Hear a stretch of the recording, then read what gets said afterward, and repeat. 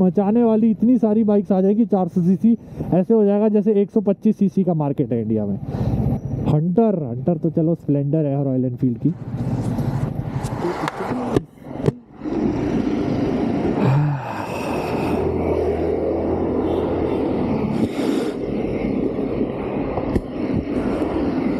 Hello दोस्तों, welcome back to the channel. आज की इस वीडियो में आपका स्वागत है। आज मैंने R15 निकाल ली, क्योंकि पिछली वीडियो में जब मैंने कुछ जोश में आके 400 सीसी की ज़्यादा ही तारीफ़ कर दी थी, तो हमारे 150 सीसी वाले प्यारे मित्रगण नाराज़ हो गए थे। कहते भाई ऐसे बेइज्जती मत करो 150 सीसी 200 सीसी की। तो मेरे को वो बात सही लगी, क्योंकि मैं भी तो 150 सीसी से ही आया हूँ। पर मतलब वही है ना, तुम जब ऊपर चढ़ते जाते हो तो तुम्हें दूसरी कैटेगरी हल्की लगने लग जाती है। तो वही फीलिंग थी कुछ, और मैं किसी को डिमीन नहीं करना चाहता था प्यारे दोस्तों। तो इसलिए आज मैंने निकाली 150 सीसी अपनी R15, 150 CC king, the legendary bike R15।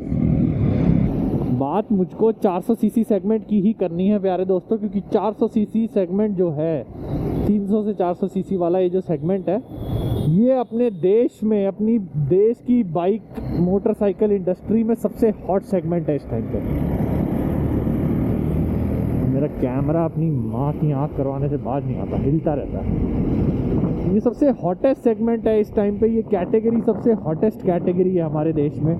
सब ब्रांड्स लगे पड़े हैं 400 सीसी सेगमेंट में, हर कैटेगरी की बाइक निकालने की। 400 सीसी में स्पोर्ट्स बाइक भी निकाल दो, 400 सीसी में नेकेड स्क्रैम्बलर भी निकाल दो, कैफे रेसर भी निकाल दो, 400 सीसी में क्लासिक ये टूरर भी निकाल दो।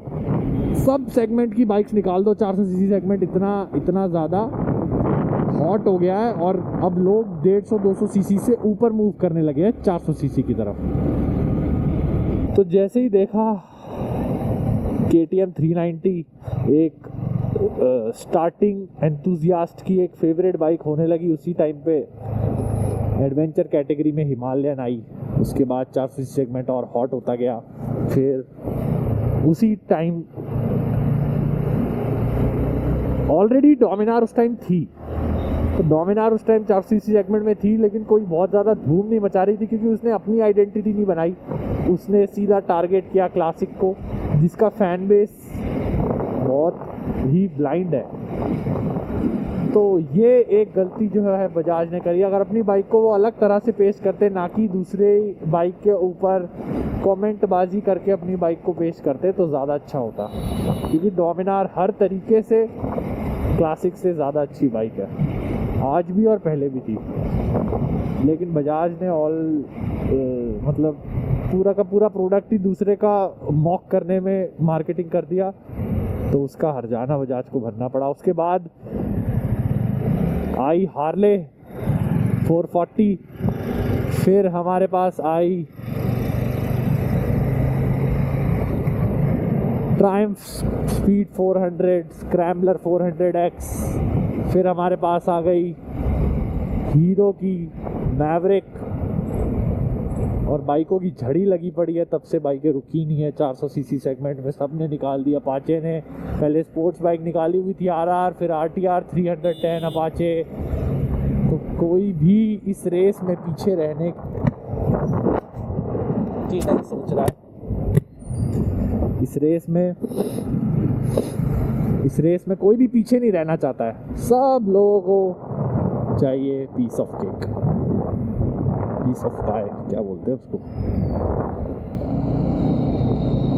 तो 400 सीसी सेगमेंट यार पूरा फूल रहा है इंडिया में, और सबसे ज़्यादा क्वालिटी और कंपटीशन और इनोवेशन हमको 400 सीसी सेगमेंट में मिल रहा है।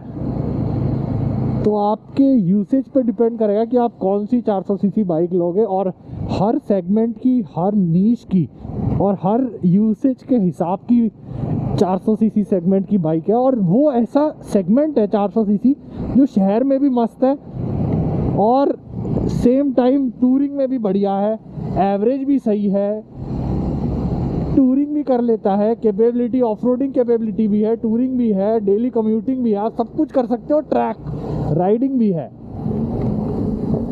वो आपके यूसेज पे डिपेंड करेगा कि आप कौन सी 400 सीसी बाइक लेना पसंद करोगे और आपका क्या मतलब आपके क्या मेन फैक्टर्स क्या है उस बाइक के लिए, मेन यूसेज क्या है उस बाइक का।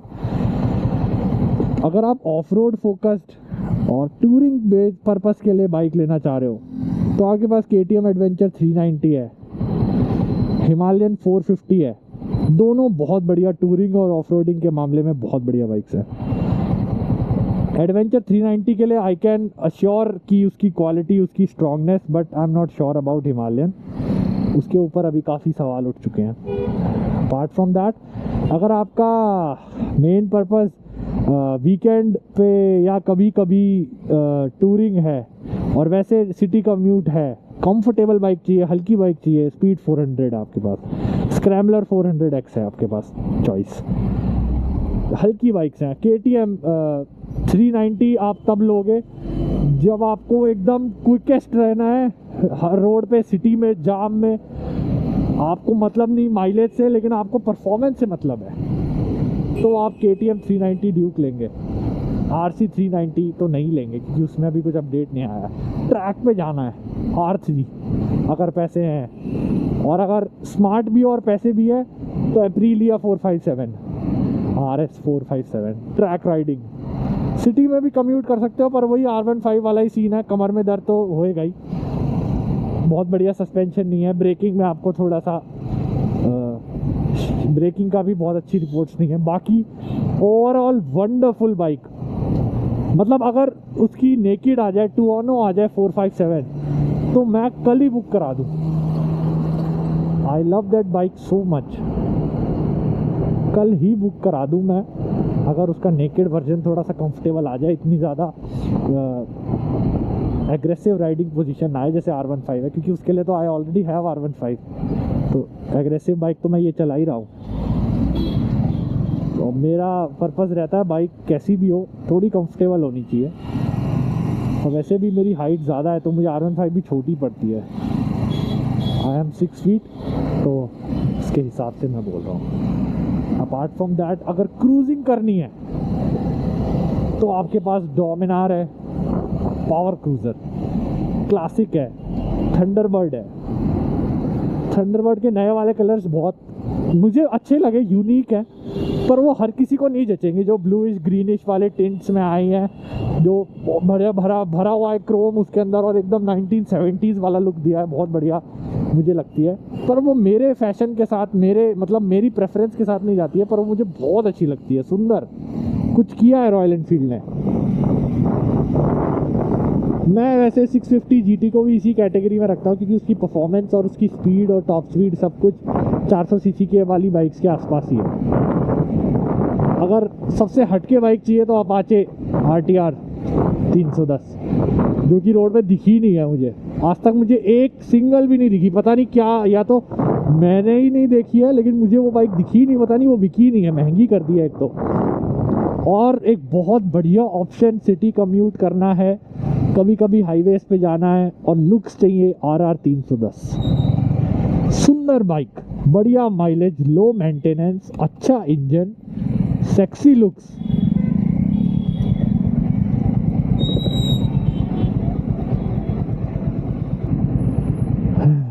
अब बच गई, शहर में चलानी है, लो मेंटेनेंस बाइक चाहिए, बजट भी कम है, और मॉडिफिकेशन करने वाले बंदे हो। NS 400Z बहुत बढ़िया बाइक। NS 400Z की बहुत अच्छी रिपोर्ट नहीं आई है, आई नो, पर हर पल्सर की ये हिस्ट्री रही है कि हर pulsar over the period of time grow करती है, तुरंत आते ही हिट नहीं हो जाती। धीरे धीरे लोगों को उसकी परफॉर्मेंस और उसकी जो प्राइसिंग है वो कितनी एग्रेसिव और स्ट्रॉन्ग है ये समझ में आता है, तब वो बाइक लोगों की पसंद बनती है। तो हर पल्सर का यही है, over the period of time 1-2 साल लगते हैं उसको, धीरे धीरे वो मार्केट में भरती है, पर वो भरती ज़रूर है। क्योंकि बजाज और हीरो दो ऐसे इंडियन मैन्युफैक्चरर्स हैं जो प्राइसिंग इतनी एग्रेसिव रखते हैं, जिसको पता है इंडियन कुछ भी कॉम्प्रोमाइज़ कर देगा प्राइसिंग के ऊपर। तो वो सीन है, जितने की KTM 250 आती है उतने की बजाज 400 सीसी आ जाती है।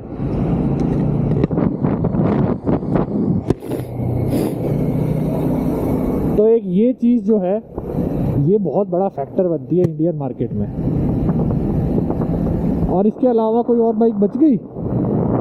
हिमालयन 411 रहने दो, उसकी बात ही मत करो। वो किसी काम की बाइक अब रही नहीं है। जिसके पास ऑलरेडी है बस वो उसको चुपचाप चलाते रहे और जब चैसी टूट जाएगी तो उसको कबाड़ी को बेच दे।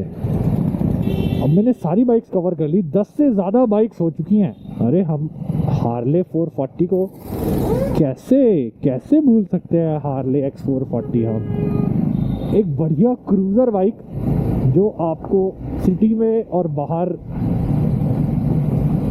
लुक्स के मामले में बहुत अच्छी, सिटी में और माइल्ड हाईवे क्रूजिंग में अच्छी बाइक है, लेकिन ऑन द प्राइसियर साइड।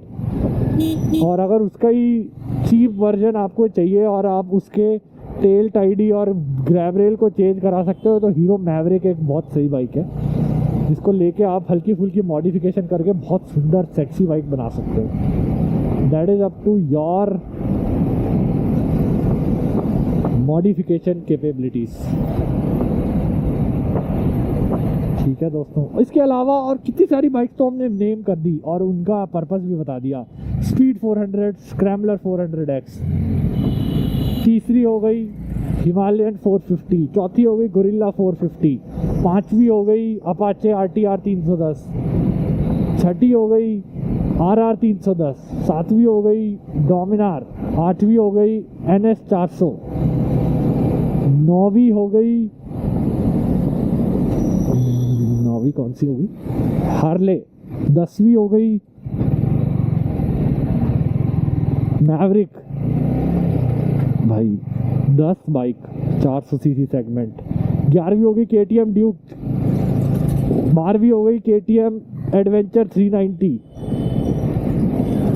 12 बाइक्स नाना करके 14 बाइक्स होंगी, अभी मुझे याद नहीं आ रही हैं। अभी थंडरबर्ड और क्लासिक तो काउंट ही नहीं करी मैंने। हिमालयन 411, हंटर तो चलो स्प्लेंडर है रॉयल एनफील्ड की। तो इतनी सारी बाइक्स 400 सीसी सेगमेंट, देख रहे हो आप कितना क्राउडेड हो चुका है। RS 457, RC 390, R3, MT-03, जो दोनों कोई सेंस ही नहीं बनाती हैं।